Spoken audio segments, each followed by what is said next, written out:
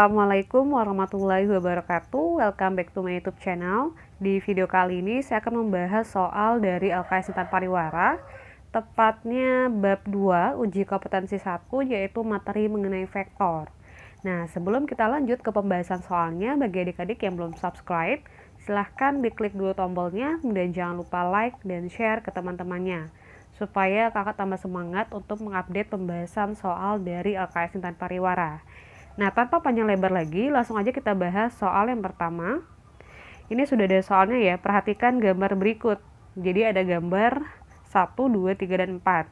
Yang ditanyakan adalah vektor yang memiliki nilai sama pada arah sumbu X ditunjukkan oleh angka. Nah, berarti kita harus menghitung satu-satu ya, dari vektor yang pertama, kedua, ketiga, hingga keempat. Tapi yang dihitung hanya pada sumbu X-nya saja. Nah, karena di sini ada dua buah vektor pada masing-masing gambar, berarti kita harus menjumlahkan keduanya. Berarti nanti F1X ditambah dengan F2X. Karena F1 ini dia sudah tepat berada pada sumbu X, maka nilai F1 ini adalah nilai dari F1X ya. Artinya F1X-nya adalah 10 Newton. Nah, berarti kita tinggal mencari berapa nilai dari F2-nya atau F2X tepatnya ya. Karena di sini kita lihat F2 ini dia posisinya miring ya, atau tidak tepat di sumbu Y maupun pada sumbu X. Nah, karena tidak tepat pada sumbu X dan sumbu Y, berarti harus kita proyeksikan, harus kita uraikan. Nah, biasanya kita menguraikannya itu pada dua sumbu, yaitu pada sumbu X yang diberi nama F2X. Di sini ya, namanya adalah F2X. Dan pada sumbu Y namanya adalah F2Y. Nah, karena dia tidak menanyakan mengenai sumbu Y, berarti kita cukup hanya gunakan F2X saja. Sehingga sigma Fx dari gambar 1 itu adalah F1X tambah F2X. Seperti yang sudah saya bilang tadi, bahwasanya nilai dari F1X itu adalah nilai dari F1 itu sendiri, karena dia berada tepat di sumbu X, yaitu 10 Newton. Sementara F2X itu bisa kita dapatkan dengan menggunakan persamaan F2 cos 60. Nah, pertanyaannya adalah dari mana persamaan ini? Nah, caranya seperti ini. Di sini terlihat ya bahwasanya di dekat garis F2X itu terdapat angka ya, atau terdapat sudut yang besarnya adalah 60 derajat. Kalau garis tersebut dekat dengan sudut yang ada angkanya, maka dia cos. Sementara untuk yang tidak ada angkanya ya, sudut yang gak ada angkanya yang ini, itu dia menggunakan sin. Nah, berarti untuk yang di sumbu X dia cos, yang di sumbu Y dia sin.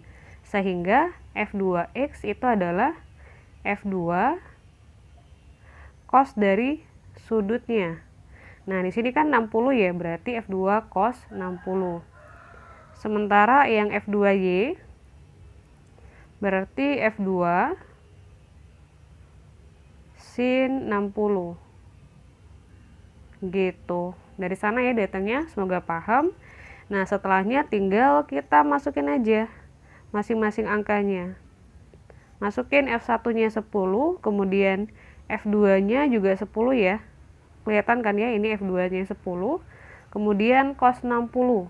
Nah, cos 60 itu nilainya adalah setengah. Sebenarnya ada cara cepat ya untuk mengetahui besarnya nilai dari sudut istimewa. Sudut istimewa itu ada 5 ya. Ada 0, 30, 45, 60, dan 90. Nah, kalau seandainya adik-adik mau saya jelasin gimana caranya, nanti silahkan aja komen di bawah. Nanti akan saya jelasin caranya di video selanjutnya. Oke, untuk yang saat ini ya, kita bisa cari aja pakai kalkulator. Ketik cos 60. Maka akan muncul 0,5. Nah, 0,5 itu sama dengan 1/2. Kemudian 10 tinggal dikali setengah, berarti 5. Nah, 10 tambah 5 adalah 15, berarti jawabannya adalah 15 Newton. Oke, kita lanjut ke gambar yang kedua. Untuk gambar yang kedua, caranya sama ya, seperti gambar yang pertama. Nah, caranya gini. Kita lihat yang sumbu X untuk F1. Dia berada tepat di sumbu X untuk F1-nya. Artinya F1X-nya sama dengan F1, yaitu 9 Newton. Kemudian kita lihat lagi, oh ternyata F2-nya sama seperti F2 pada gambar 1. Berarti harus diuraikan, harus diproyeksikan pada sumbu X, kemudian juga pada sumbu Y. Tapi karena di sini cuman sumbu X saja, jadi cukup sampai sumbu X saja ya. Berarti jadinya adalah F2X. Kita lihat, oh ternyata di sini ada angkanya. Ada angkanya berarti tadi F2 ya. Ingat cos sudutnya berapa? 60, berarti F2 cos 60. Nah, terakhir untuk mengetahui berapa sigma fx pada gambar 2, tinggal kita jumlahkan aja semuanya. Maksudnya adalah F1x dan F2x. F1x-nya adalah F1, F2x-nya adalah F2 cos 60. Kemudian masukin nilainya, F1-nya 9, F2-nya 12 dikali cos 60 setengah. Berarti 12 dikali setengah adalah 6. Kemudian 6 tambah 9 adalah 15 Newton. Nah, berarti untuk yang pada sumbu X pada gambar 1 dan gambar 2 itu sama. Sehingga jawabannya adalah yang A. Oke, paham ya? Kita lanjut ke pembahasan soal nomor 2. Vektor X sama dengan AI tambah BJ tambah CK sama dengan 3I tambah 5J tambah 2K. Ilustrasi yang tepat dari vektor tersebut adalah, nah jadi di vektor itu dia ada vektor pada sumbu X, pada sumbu Y, dan pada sumbu Z. Nah, untuk vektor di sumbu X biasanya dia dilambangkan ya, atau dikasih huruf di belakangnya setelah angka itu dia huruf I. Sehingga yang 3I itu dia punya si X. Ini dia punya X. Kita ganti merah aja ya. Yang 3I itu dia punya sumbu X. 5J, huruf J itu dia untuk sumbu Y, dan huruf K itu untuk sumbu Z. Nah, jadi adik-adik tinggal lihat aja masing-masing pada option A, B, C, D, E, mana yang pada sumbu X itu menunjukkan angka 3, sumbu Y menunjukkan angka 5, dan sumbu Z menunjukkan angka 2. Kita mulai dari gambar 1 ya. Untuk yang gambar 1, sumbu X-nya itu dia di antara 2 dan 3, tapi dia agak ke arah 3 sih. Kita masih okein dulu. Kita lihat yang di sumbu Y. Oh, sumbu Y-nya ternyata 2. Sementara di sini 5. Berarti yang A salah. Kita langsung aja ya silang, berarti bukan. Kemudian yang B. Yang B itu harusnya X-nya 3. Ini adalah 5. Berarti salah ya. Lanjut yang C. X-nya 3, oke. Y-nya 5, oke. Z-nya 2. Ya, nih. 3, 5, 2 dari sini. Berarti benar, jawabannya adalah yang C. Nah, kemudian kalau seandainya ragu, kita boleh deh cek untuk yang option yang ini ya, yang D. Kita lihat ya, X-nya aja di sini, udah jelas salah, ya kan? Untuk yang E juga sama, tuh, salah. Berarti benar ya jawabannya yang C. Kita lanjut pembahasan soal nomor 3. Perhatikan gambar di samping. Perbandingan F1X dan F2X adalah, nah ini caranya sama seperti nomor 1. Karena dia tidak tepat berada di sumbu X, berarti harus diuraikan. Yang pertama itu yang F1 dulu ya. Ke sini berarti itu ada F1X. F1X itu adalah F1. Kemudian lihat di dekat garis ini ada angka 60, berarti dia cos. Saya pindahin ke bawah aja ya. Ke samping sini aja, jadinya F1 cos sudutnya berapa? Oh, 60, berarti F1 cos 60. Kita lanjut untuk yang F2. Nah, F2-nya juga sama, tinggal diuraikan pada sumbu X. Berarti yang ini. Nah, kenapa dia panahnya ke kanan? Mungkin ada yang bertanya seperti itu kan. Karena lihat ini, baik pada F1 maupun F2, panahnya itu dia sama-sama menuju ke arah kanan. Sehingga kita proyeksikan pun juga ke arah kanan. Beda halnya kalau seandainya ya, semisal dia itu posisi vektornya di sini. Nah, kalau dia vektornya di sini, misalnya vektor F5 ya, misalnya, maka penguraian pada sumbu X-nya di sini dia. Juga ke arah kiri.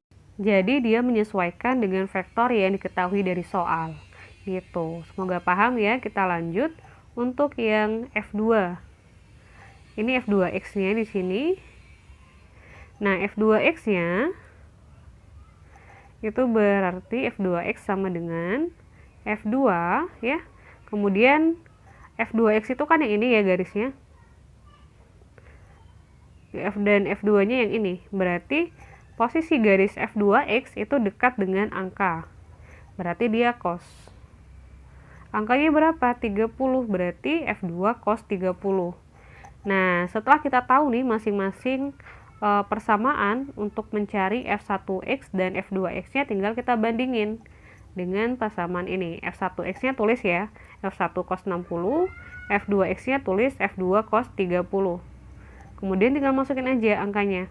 F1-nya 6 ya, dikali cos 60 setengah, F2-nya 8, dan cos 30-nya setengah akar 3. Kemudian tinggal dikaliin aja. 6 dikali setengah adalah 3, dan 8 dikali setengah itu adalah 4, kemudian dikalikan akar 3.